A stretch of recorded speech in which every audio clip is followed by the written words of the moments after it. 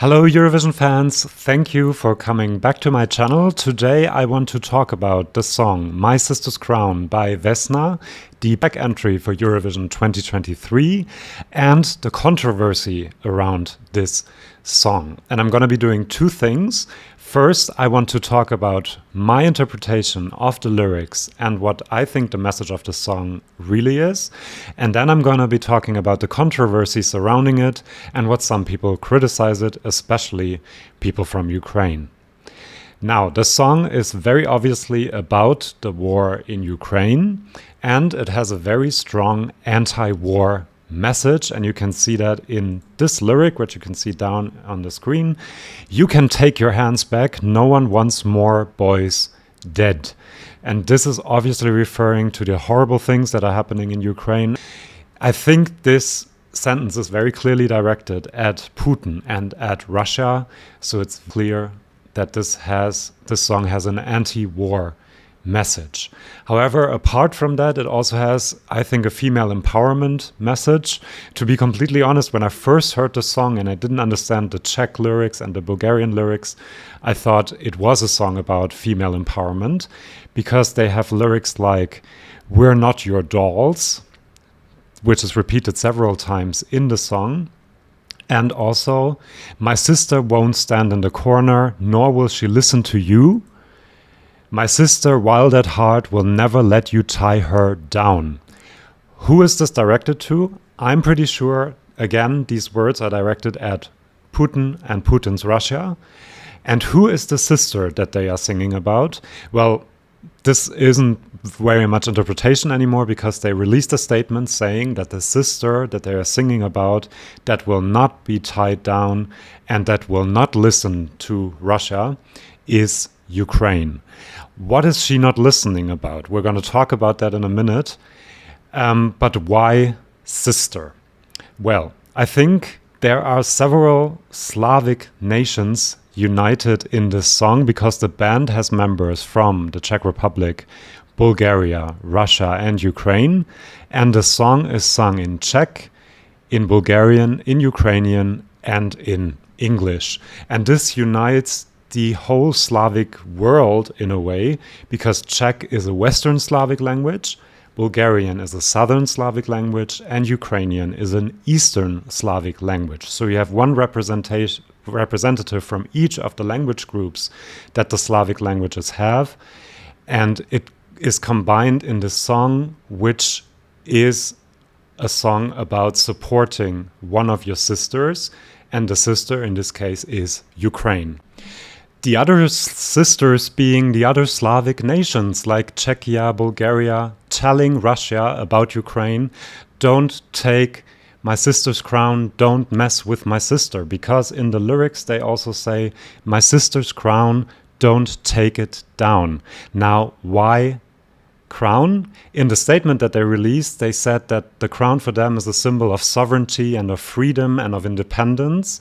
So that means they want Ukraine to be free and independent, and this is the other Slavic nations telling Russia Ukraine has to be free, has a right to be independent and to live in peace. And by doing this in the song, I think they're implicitly or directly rebutting Putin's historic lie, saying that Ukrainians do not actually exist and that Russians and Ukrainians are basically the same.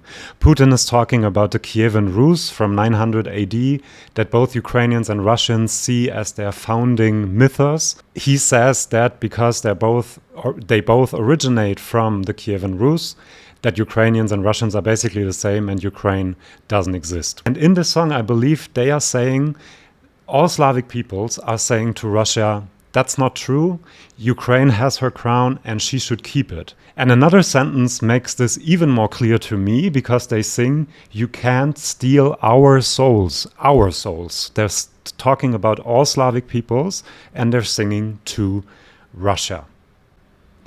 And then there's another really fascinating lyric, which is blood's on your God's head. What could this mean? There was a schism between the Ukrainian Orthodox Church and the Russian Orthodox Church because of the war, and there were already some conflicts before that. So this could be a metaphor for Russia and Ukraine going their separate ways also when it comes to religion. And of course, the Russian Orthodox Church has been promoting Putin's propaganda about the war as well.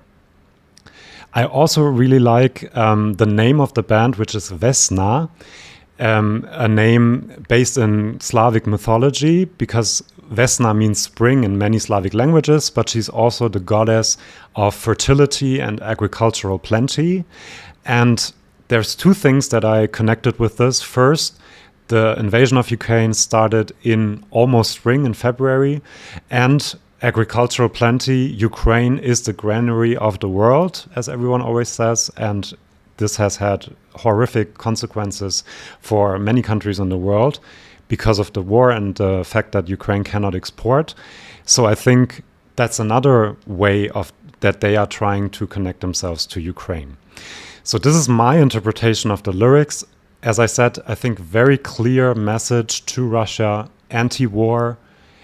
Quite obviously, I think they are supporting Ukraine and trying to support Ukraine. Now, what is the controversy about? Because we have to talk about this, because some people, and especially some Ukrainian people, have not been very happy with this song. One reason is that one of the members of the band is from Russia. However, she is very outspoken against the war and going public in the way she is and exposing herself, going to Eurovision for the Czech Republic, actually probably means that she will not be able to return anytime soon. So I think she's very clearly against the war as well. However, I do understand that Ukrainians are a bit irritated that a Russian member is in this group. But she's obviously one of the good ones and one of the ones we need to end this war, because we want Russians to come to the conclusion that the war is wrong. So I think criticizing her is not the right move. Having said that, that's not the main point. I think the main point is that you can also interpret this whole song in a different way. And what Ukrainians are saying, as far as I understand, is that instead of saying that Ukraine deserves to be her own nation and that all Slavs are rejecting this idea that Russia has, it's actually a song about pan-Slavism, which is something that Putin is talking about, saying that all Slavs should be influenced and under the influence of Russia. And I do see that, but I hope I have shown in my interpretation why I think that the message of the song is actually something else. Then another aspect, which I kind of understand, is that they might think that Czechia or Vesna, the band in this case, is using their pain for self-promotion and to get a good Eurovision result. And I kind of can see that, even though I think that the war in Ukraine also impacts everyone else. And I really do think that these artists and singers really want to get this message across, and they had only good intentions. So I'm not 100% sure. Another point that shows that the song is apparently against Russia and Belarus is that, as far as I've seen, it's been blocked in Russia and Belarus. So they've kind of interpreted the song in the same way I have, I guess. One lyric that I find a bit strange, or that could give some credence to the interpretation of some critics, is all the sisters of the world choose love over power. Because when you talk about all the sisters, you also talk about Russia. And when you say choose love over power, I think people fighting a war and hearing the message, love each other, I do understand how they could see it in a critical light. But the message they want to come across, maybe a bit naively, or put across, is for everyone to unite, and maybe with all the sisters they mean all the Slavic countries as well, and to choose love over power, so to choose peace instead of war. That is my opinion and my kind of summary of the song and of the controversy. I hope you liked my interpretation. If you have a different opinion and if you think that I am missing something or that I'm completely wrong, please let me know in the comments. I'm really interested in this topic because I want to see all sides of this debate. and I find it really interesting. Please use the comments to educate us and not to insult us because you don't agree with what has been said in this video. If you want more ratings, predictions, interpretations of Eurovision 2023 and also of Eurovision history, please subscribe, and I'll see you soon. Bye-bye.